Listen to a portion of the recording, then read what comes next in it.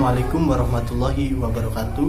Perkenalkan, nama saya Rizal Khairul Nukman, Prodi S1 Keperawatan semester 4. Saya sekolah di Sekolah Tinggi Ilmu Kesehatan Indonesia Maju, tepatnya yaitu di Jalan Harapan, Lenteng Agung, Jakarta Selatan.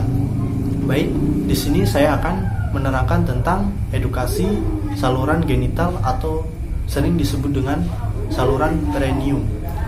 Baik, langsung saja, yaitu laserasi perineum, yaitu jaringan antara vestibulum vulva dan anus, dan panjang kira-kira 4 cm. Maimunah 2005. Sedangkan menurut Kamus Dorland, perineum adalah daerah antara kedua belah paha antara vulva dan anus. Perineum terletak antara vulva dan anus, panjangnya rata-rata 4 cm. Saifuddin 2007. Laserasi perineum adalah robekan yang terjadi pada perineum sewaktu persalinan. Mukhtar 1998. Penyebab yang pertama yaitu faktor internal. Faktor internal dibagi beberapa bagian. Yang pertama yaitu partus precipitatus. Tetania uteri adalah his yang terlampau kuat dan terlalu sering sehingga tidak ada relaksi rahim. Baik, yang kedua yaitu mengeja terlalu kuat. Pada saat persalinan diperlukan yaitu tenaga dan power dari ibu sebagai bentuk dorongan menerat. Yang ketiga yaitu perineum yang rapuh dan odema.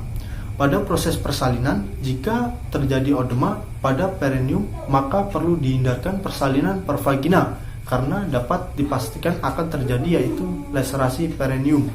Menuaba 1998. Yang keempat yaitu premipara. Bila kepala janin telah sampai di dasar panggul, vulva mulai membuka, rambut kepala janin mulai tampak. Yang kelima yaitu kesempitan pintu bawah panggul.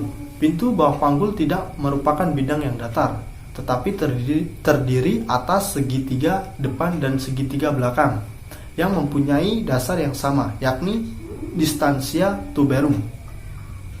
Yang keenam yaitu varices vulva atau varices vulva. Wanita hamil sering mengeluh tentang pelebaran pembuluh darah yang terjadi pada tungkai vagina, vulva, dan terjadi wasir. Selain kelihatan kurang baik, pelebaran pembuluh darah ini dapat merupakan sumber perdarahan potensial pada waktu hamil maupun saat persalinan. Yang ketujuh yaitu kelenturan jalan lahir. Perineum walaupun bukan alat kelamin, namun selalu terlibat dalam proses persalinan apabila perineum cukup lunak dan elastis. Baik, faktor yang kedua yaitu faktor janin, dan dibagi beberapa bagian. Yang pertama yaitu janin besar. Janin besar adalah bila berat badan melebihi dari 4.000 gram. Persalinan dengan berat badan janin besar dapat menyebabkan terjadinya laserasi perineum. Mukhtar 1998. Yang kedua yaitu Saifuddin 2007. Presentasi difleksi yang dimaksud dalam hal ini adalah presentasi puncak kepala dan presentasi dahi. Baik, yang ketiga yaitu presentasi bokong. Presentasi bokong atau letak sungsang adalah janin yang letaknya memanjang atau membujur dan rahim kepala berada di fundus dan bokong di bawah. Mukhtar 1998. Yang keempat yaitu distosia bahu. Distosia bahu adalah suatu keadaan yang memerlukan tambahan manuver obstetrik karena tidak dilakukan dengan tarikan biasa ke arah belakang pada kepala bayi, tidak berhasil untuk melahirkan bayi.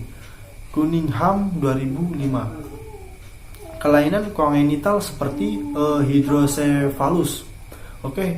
Hidrocephalus adalah penimbuhan cairan cerebrospinal dalam ventrikel otak sehingga kepala janin menjadi besar serta ubun-ubun menjadi lebar.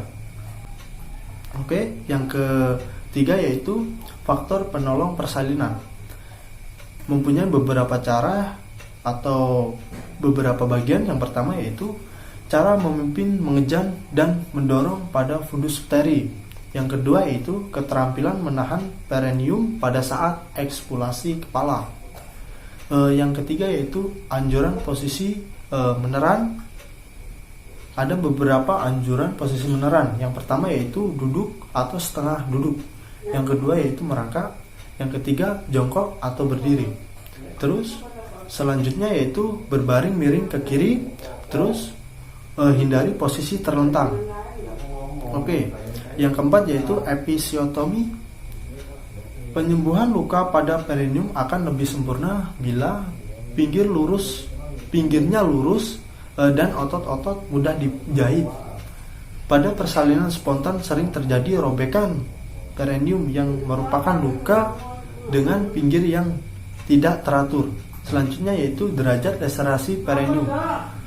Laserasi diklasifikasikan berdasarkan luas robekannya, yaitu sebagai berikut. Yang pertama, derajat 1, luas robekan hanya sampai mukosa vagina, komisur posterior tanpa mengenai kulit perineum, tidak perlu dijahit jika tidak ada perdarahan dan posisi luka baik. Yang kedua yaitu derajat 2, robekan yang terjadi lebih dalam, yaitu mengenai mukosa vagina, komisura posterior kulit perineum dan otot perineum. Jahit menggunakan teknik penjahitan laserasi perineum.